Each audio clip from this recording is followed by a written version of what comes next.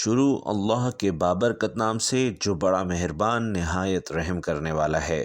بھائیوں اور بہنوں، ایسی آیت جس کو پڑھتے ہی پلک جھپکنے سے پہلے کام ہو جاتا ہے۔ اگر یہ آیت پہاڑوں پر نازل ہوتی تو وہ بھی اس آیت کا بوجھ برداشت نہ کر سکتے اور پھٹ جاتے۔ یہ آیت حضرت سلیمان علیہ السلام کو عطا فرمائی گئی تھی اور اس کے بعد ہمارے پیارے نبی صلی اللہ علیہ وسلم کو ملی۔ حضرت ابو ہریرہ رضی اللہ تعالی عنہ سے مروی ہے کہ ایک بار نبی کریم صلی اللہ علیہ وسلم نے فرمایا کہ حضرت سلیمان ابن داؤد علیہ السلام کو اللہ سبحانہ و تعالی نے ایسا بابرکت کلمہ عطا فرمایا کہ اس کے بعد کسی نبی کو اللہ نے وہ کلمہ نہیں سکھایا سوائے میرے۔ اگر نبی کریم صلی اللہ علیہ وسلم کا کوئی امتی اس کلمے کو اپنی اولاد کی سلامتی کے لیے پڑھتا ہے تو اس کے تمام کام اللہ سبحانہ و تعالی اپنے ذمے لے لیتا ہے اور ان کی حاجات پلک جھپکنے سے پہلے پوری فرما دیتا ہے۔ جس طرح سے آصف بن برقیہ نے آنکھ جھپکنے سے پہلے تخت بلقیس اٹھا کر حضرت سلیمان علیہ السلام کے دربار میں حاضر کر دیا تھا، وہ انہی بابرکت کلمات کی طاقت تھی۔ حضرت ابو ہریرہ رضی اللہ تعالی عنہ فرماتے ہیں کہ مجھے اپنی زندگی میں اس قدر خوشی پہلے کبھی نہیں ملی تھی جتنی اس روز نبی کریم صلی اللہ علیہ وسلم کا یہ فرمان سن کر ملی۔ حضرت سلیمان علیہ السلام کا واقعہ بیان کرتے ہوئے حضرت ابن عباس رضی اللہ تعالی عنہ فرماتے ہیں کہ حضرت سلیمان علیہ السلام جب اپنے دربار میں بیٹھتے تو آپ کے ساتھ والی کرسیوں پر انسان بیٹھتے تھے اور ان کے پاس والی کرسیوں پر جنات کے بادشاہ بیٹھتے تھے، اور پھر ہوا اس تخت کو لے کر اڑتی اور فضا میں معلق کر دیتی تھی۔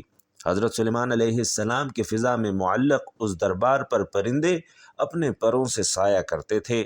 پھر حضرت سلیمان علیہ السلام ہوا کو حکم دیتے تو وہ آپ کے دربار کو اڑا کر مہینے بھر کے فاصلے تک ایک ہی دن میں پہنچا دیتی۔ ایک بار اسی طرح سے آپ جا رہے تھے اور پرندوں کی دیکھ بھال ہدہد کی تھی۔ حضرت سلیمان علیہ السلام ہدہد پر بڑا ناراض ہوئے کیونکہ وہ کئی گھنٹوں سے غائب تھا۔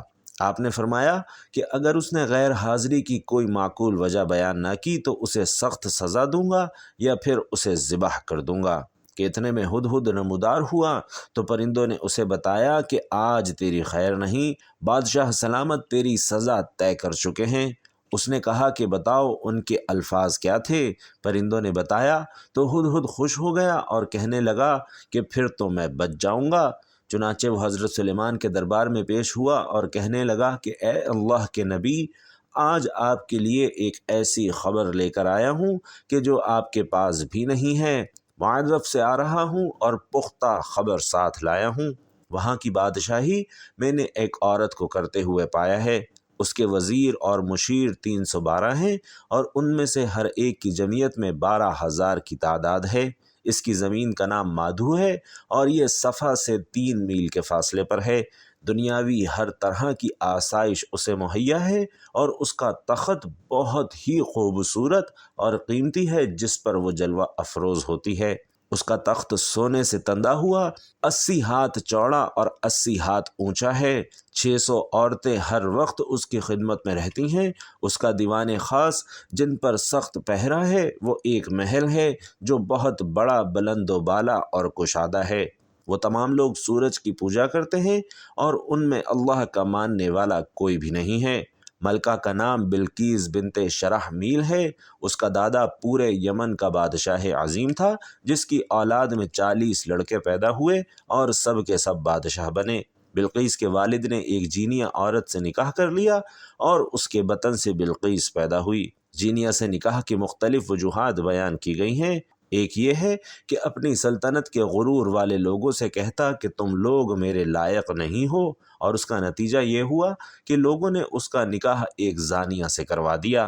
حضرت سلیمان علیہ السلام ملکہ بلقیس اور اس کی قوم کے لوگوں کے بارے میں سن کر کہنے لگے کہ پہلے تو مجھے یہ معلوم کرنا ہوگا کہ تو سچ بول رہا ہے یا جھوٹ بول رہا ہے۔ میرے اس خط کو لے کر جا کر ملکہ بلقیس کو دے دے اور پھر پیچھے چھپ کر دیکھنا کہ وہ کیا جواب دیتی ہے۔ ہدہد حضرت سلیمان علیہ السلام کے خط کو اپنی چونچ میں دبا کر ملکہ بلقیس کے محل جا پہنچا۔ ملکہ بلقیس اس وقت کھانا کھانے میں مصروف تھی۔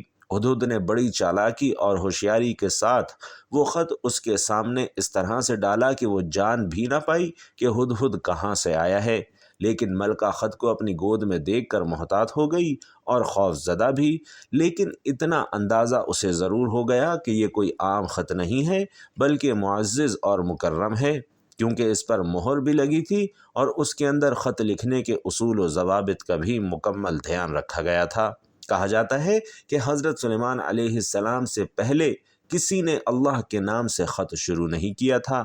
یہ خط اللہ کے بابرکت نام سے شروع کیا گیا تھا اور یہ خط مختصر لیکن بلیغ انداز میں تحریر کیا گیا تھا۔ خط سے نہ صرف شاہانہ انداز ہی نہیں بلکہ پیغمبرانہ شان بھی ظاہر تھی۔ شروع میں ہی اس امر کی جانب اشارہ تھا کہ سرکشی چھوڑ کر ایک اللہ کی عبادت کرو، اور یہ کسی بادشاہی کا نہیں بلکہ ایک پیغمبر کا دعوت نامہ تھا۔ ناظرین، ملکہ بلقیس عقل مند بھی تھی اور معاملات کو کیسے طے کیا جائے وہ اس پر با اختیار بھی تھی، اور اس کا فیصلہ اس کے اہل دربار کے لیے رد کرنا ممکن نہ تھا۔ پھر بھی اس نے اپنا فیصلہ سنانے کے بجائے پہلے اہل دربار سے مشورہ کرنا ضروری جانا اور اپنا تمام مشورہ نویس اور سپہ سالاروں کو بلایا اور کہا، میری جانب ایک بہت ہی اہم خط ڈالا گیا ہے جس میں مسلمان ہونے اور تابع فرمان بننے کی دعوت دی گئی ہے۔ تم سب جانتے ہو کہ میں کوئی فیصلہ تمہارے بغیر نہیں کیا کرتی۔ تم سب مجھے اپنی اپنی رائے دو کہ ہمیں کیا کرنا چاہیے۔ تمام اہل دربار نے جواب دیا کہ ہمارے پاس طاقت و قوت، اسلحہ اور جنگی ساز و سامان کی کوئی کمی نہیں ہے۔ ہم بہادر اور شجاع بھی ہیں اور میدان جنگ میں نہایت جرت اور بہادری کے ساتھ لڑتے ہیں، اس لیے ہمیں خوف زدہ ہونے یا ڈرنے کی ضرورت نہیں، کیونکہ ہم ہر قسم کے مقابلے کے لیے تیار ہیں، لیکن پھر بھی جو آپ کا حکم ہو ہم اس کے تابع دار ہیں۔ ناظرین، ملکہ بلقیس خط پہنچائے جانے کے منفرد انداز سے اس بات کا اندازہ تو کر چکی تھی کہ اس کی پوری طاقت حضرت سلیمان علیہ السلام کے سامنے کوئی حیثیت نہیں رکھتی، اور اگر جنگ کی نوبت آئی تو تباہی اور بربادی کے سوا کچھ بھی اس کے حصے نہیں آئے گا۔ اس نے اپنے سرداروں سے کہا کہ جب بیرونی حملہ آور کسی بستی پر حملہ کرتے ہیں تو اسے اجاڑ کر رکھ دیتے ہیں، وہاں کے باعزت لوگ ذلیل ہو جاتے ہیں، اپنا رعب اور شان و شوکت قائم کرنے کے لیے ہر حربہ استعمال کیا جاتا ہے، عورتوں کی عزتیں پامال کر دی جاتی ہیں اور قتل و غارت گری کی انتہا کر دی جاتی ہے، کھیتیاں جلا دی جاتی ہیں اور رعایا کو مفلوج بنا دیا جاتا ہے، سپاہیوں کو قید کر لیا جاتا ہے۔ کیوں نہ ایسی کوشش کر لی جائے کہ اس عمل سے بچا جائے، اور اس کا طریقہ یوں نکالا کہ حضرت سلیمان علیہ السلام کی خدمت میں تحائف بھیجے جائیں۔ ملکہ چاہتی تھی کہ حضرت سلیمان علیہ السلام کا امتحان بھی ہو جائے، کیونکہ اگر وہ تحائف لے کر راضی ہو گئے تو یہ اس بات کی علامت ہوگی کہ وہ ایک بادشاہ ہیں اور ان سے مقابلہ کرنے کے لیے دنیاوی وسائل استعمال کیے جا سکتے ہیں، لیکن اگر وہ واقعی نبی ہیں تو ان کے تحائف کی ان کے نزدیک کوئی اہمیت نہ ہوگی، اور ان کا ہدیہ قبول نہ کرنا اس امر کی طرف اشارہ ہوگا کہ ان کی اطاعت کے بغیر ہمارے پاس کوئی چارہ نہ ہوگا۔ ایک روایت کے مطابق ہے کہ سونے کی اینٹیں، جواہرات، قیمتی برتن، جبکہ بعض روایات میں ہے کہ 100 غلام جنہیں زنانہ لباس پہنایا گیا تھا اور 100 کنیزیں بھی تھیں۔ مطلوب یہ تھا کہ حضرت سلیمان علیہ السلام کی آزمائش کی جائے، اگر وہ زنانہ لباس میں ملبوس مردوں کو پہچان لے جو کہ ہو بہو عورتیں لگ رہی تھیں تو وہ سچے نبی ورنہ محض ایک بادشاہ ہیں۔ یوں انتہائی شاطر ملکہ بلقیس کے قاصد جب حضرت سلیمان علیہ السلام کے دربار میں پہنچے تو آپ علیہ السلام نے تمام مہمانوں کو وضو کروا کر تازہ دم ہونے کے لیے کہا۔ لڑکیوں نے برتن میں ہاتھ ڈال کر پانی لیا اور یوں آپ پہچان گئے کہ اول الذکر لڑکیاں اور باقی سارے لڑکے ہیں، جبکہ ایک روایت یہ بھی ہے کہ ایک گروہ نے کونیوں سے ہاتھ دھونا شروع کیا اور انگلیوں تک آیا، جبکہ دوسرے گروہوں نے انگلیوں سے شروع ہو کر کوہنیوں تک ہاتھ دھوئے۔ بہرحال حضرت سلیمان علیہ السلام نے دونوں کو پہچان لیا۔ ناظرین، اسرائیلی روایات کے مطابق ملکہ بلقیس نے اپنی حتمی زندہ آزمائش سوالات بھی کیے، جن میں سے ایک یہ بھی تھا کہ ملکہ نے برتن میں بھیجا جس کے لیے فرمائش یہ تھی کہ اسے ایسے پانی سے بھرا جائے کہ وہ پانی زمین کا ہو نہ ہی آسمان کا، تو حضرت سلیمان علیہ السلام نے ان کی فرمائش یوں پوری کی کہ ان کے پسینے کے قطرے اس برتن میں جمع کروا دیے۔ ملکہ بلقیس نے حضرت سلیمان علیہ السلام کے لیے کچھ اور فرمائشیں بھی تیار کی تھیں۔ اپنے غلاموں سے کہا تھا کہ یہ ایک بہت ہی باریک موتی جس میں سوراخ نہیں تھا ان کی خدمت میں پیش کرنا کہ اس میں جن اور انسانوں کی مدد کے بغیر دھاگا ڈال دیں۔ دوسرے موتی میں سوراخ ٹیڑھا تھا، اس میں بھی دھاگا ڈالنا ہے۔ اگر وہ ان سوالوں کو اہم خانہ یا ناممکن سمجھ کر غصے میں آ گئے تو وہ ایک عام بادشاہ ہیں، لیکن اگر ان کا رویہ خوشگوار اور متحمل رہا تو سمجھ لینا کہ وہ کوئی معمولی بادشاہ نہیں بلکہ واقعی نبی ہیں، اور پھر ان کی بات توجہ اور غور سے سننا۔ قاصد حاضر ہوا، آپ نے ڈبیا طلب کی، اس نے کہا کھولنے سے پہلے بتائیے کہ اس میں کیا ہے۔ حضرت جبرائیل علیہ السلام نے آپ کی مدد کی اور آپ علیہ السلام نے فرمایا کہ ایک موتی بغیر سوراخ اور دوسرا موتی ٹیڑھے سوراخ والا ہے۔ قاصد نے کہا ان دونوں میں دھاگا ڈال دیجئے۔ آپ نے اپنے درباریوں سے فرمایا موتی میں سوراخ کون کرے گا؟ دیمک نے یہ کام اپنے ذمہ لے لیا اور اپنے منہ میں ایک بال لیا اور موتی میں ایک سرے سے داخل ہو کر دوسرے سرے سے باہر نکل آیا۔ آپ علیہ السلام نے دیمک سے خوش ہو کر فرمایا کہ تمہیں کوئی حاجت ہو تو بیان کرو۔ اس نے کہا اے نبی علیہ السلام، میرا رزق درختوں میں کر دیجئے۔ آپ علیہ السلام نے اس کے لیے دعا فرمائی اور پھر آپ نے ٹیڑھے سوراخ والے موتی کو اپنے سامنے رکھا اور کہا کہ اس میں دھاگا کون ڈالے گا؟ سفید کیڑے نے آگے بڑھ کر کہا کہ میں یہ کام کروں گا۔ اس نے دھاگا اپنے منہ میں لیا اور ایک طرف سے اندر جا کر دوسری طرف سے باہر آ گیا۔ آپ علیہ السلام نے اس کیڑے سے اس کی حاجت پوچھی تو اس کیڑے نے کہا کہ اے اللہ کے نبی، میرا رزق پھلوں میں رکھ دیجئے۔ چنانچہ اس کی فرمائش بھی رہتی دنیا تک پوری کر دی گئی۔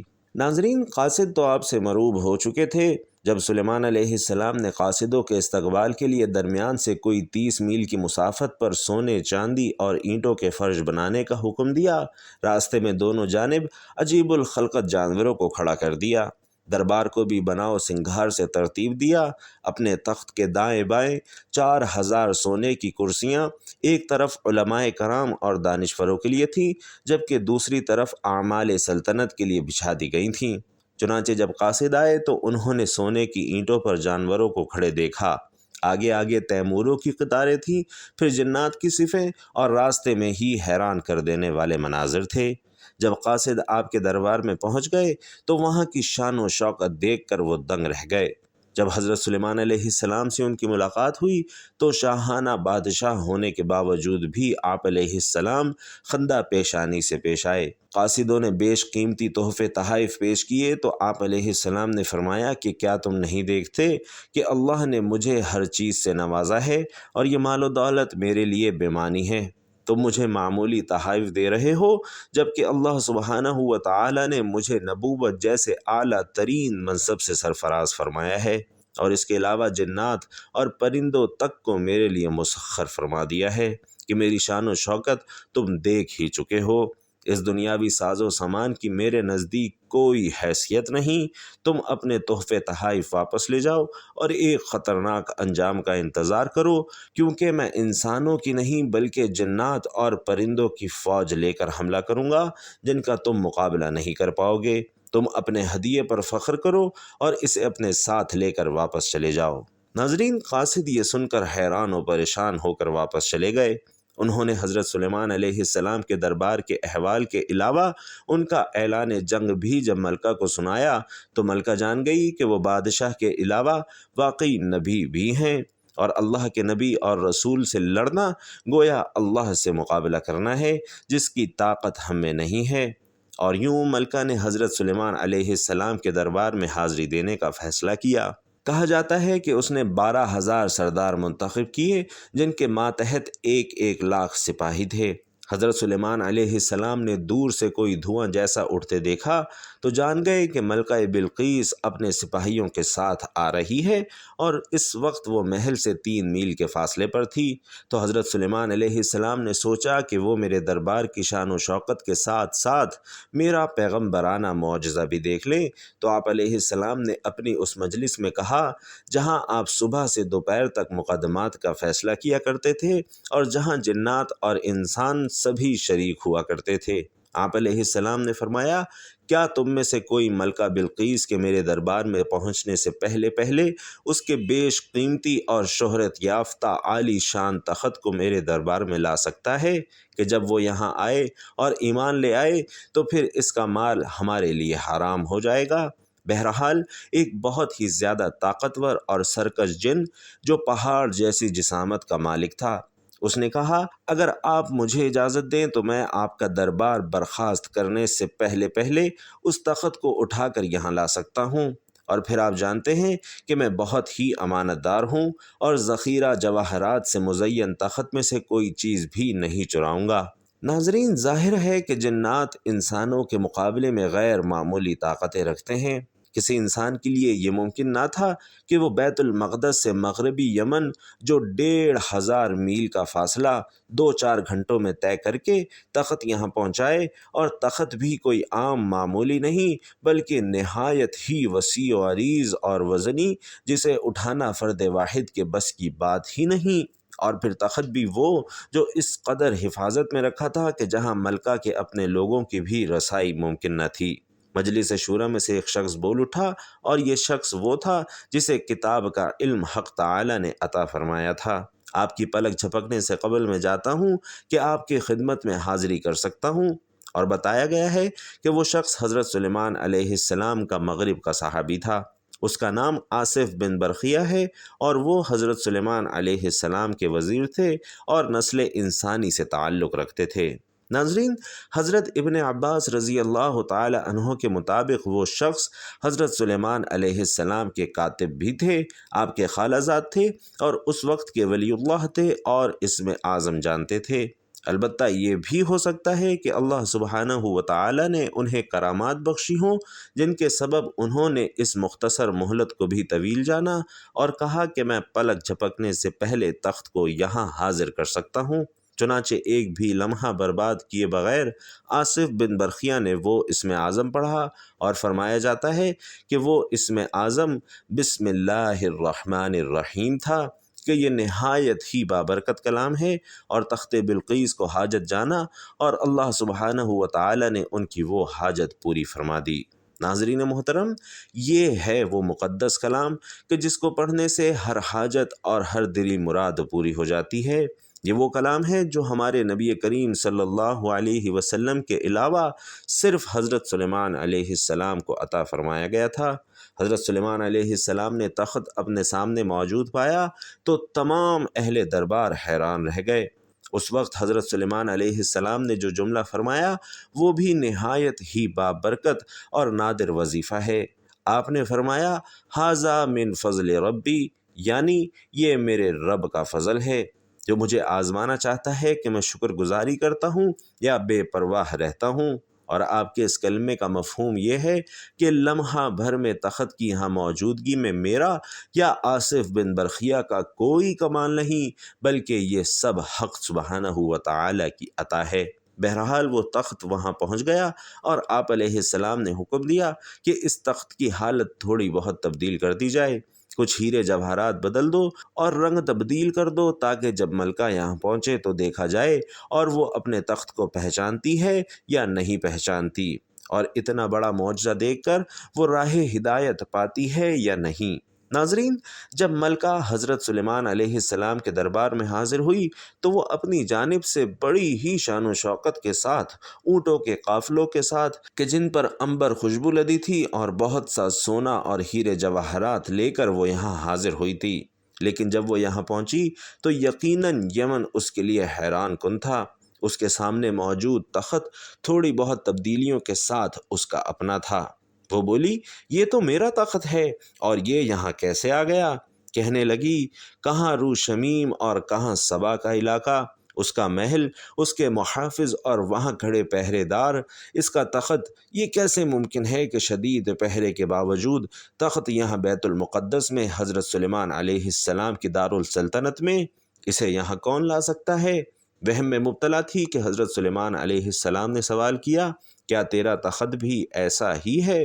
ملکہ بلقیس واضح جواب دینے کی قدرت نہ رکھتی تھی، مبہم انداز میں بولی، ہم تو اس کرامت سے پہلے ہی آپ کی نبوت کے قائل ہو چکے ہیں۔ حضرت سلیمان علیہ السلام نے سوچا کہ نبوت کے معجزات تو وہ دیکھ ہی چکی ہے، اب اسے ظاہری سلطنت اور جاہ و جلال بھی دکھا دیا جائے۔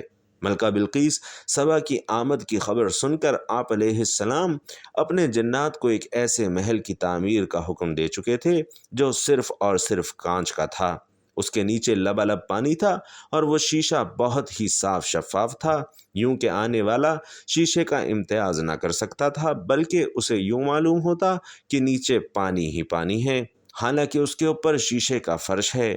بادشاہ کا مذہب ہی عوام کا مذہب ہوتا ہے، اس لیے ملکہ بلقیس کے ایمان لانے کے ساتھ ہی اس کی پوری قوم بھی ایمان لے آئی۔ ناظرین محترم، بسم اللہ الرحمن الرحیم وہ کلمہ ہے کہ جس کے بارے میں ایک حدیث مشہور ہے کہ اگر یہ کلمہ پہاڑوں پر نازل ہوتا تو وہ بھی ریزہ ریزہ ہو جاتے، لیکن محدثین کے نزدیک یہ حدیث ضعیف یا موضوع قرار دی گئی ہے۔ لیکن بسم اللہ الرحمن الرحیم کی فضیلت بہرحال مسلمہ ہے، اور جس کام کے آغاز میں یہ کلمہ پڑھا جائے تو وہ کام اللہ کے فضل اور رحمت سے بخوبی انجام پاتا ہے۔ بسم اللہ شریف یہ قرآن پاک کی ایک آیت مبارکہ ہے، اور بعض عاملین اس آیت مبارکہ کے وظیفے کو انتہائی فضیلت والا قرار دیتے ہیں، لہٰذا جو شخص اپنے دن کے آغاز سے لے کر ہر کام کے آغاز میں بسم اللہ کا ورد کرتا رہے تو اس کے تمام کاموں میں اللہ کی رحمت اور برکت شامل حال ہو جاتی ہے۔ خود رسول اللہ صلی اللہ علیہ وسلم نے فرمایا کہ جس کام کا آغاز بسم اللہ سے نہ کیا جائے تو وہ کام ناقص رہتا ہے۔ چنانچہ سو کر اٹھتے وقت، جوتا پہننے سے پہلے، بیٹھ کر کھڑے ہونے سے پہلے، بیٹھنے سے پہلے، لیٹنے سے پہلے، کھانا کھانے سے پہلے، وضو کرنے سے پہلے، کوئی بھی ذکر کرنے سے پہلے، تلاوت قرآن سے پہلے، سواری پر سوار ہونے سے پہلے، گھر کا دروازہ کھولنے سے پہلے، گھر کا دروازہ بند کرنے سے پہلے، الغرض اپنے ہر کام سے پہلے بسم اللہ الرحمن الرحیم پڑھنے کی عادت آپ سب کو ضرور اپنانی چاہیے، تاکہ ہر کام میں اللہ کی رحمت اور اللہ کی مدد آپ کے شامل حال ہو جائے۔ اللہ سبحانہ و تعالیٰ سے دعا ہے کہ نیکی کی بات کو سننے، سمجھنے اور اس پر عمل کرنے کی طاقت و توفیق ہم سب کو مرحمت فرمائے۔ میرا سنانا اور آپ کا سننا اپنی بارگاہ میں قبول و منظور فرمائے، آمین یا رب العالمین۔ ناظرین، آخر میں آپ سے گزارش ہے کہ اللہ کے 99 ناموں میں سے کوئی بھی ایک نام لکھ کر کمنٹ باکس میں ضرور شیئر کیجئے گا۔ اللہ تعالی ہم سب کا حامی و ناصر ہو، آمین۔ السلام علیکم ورحمۃ اللہ۔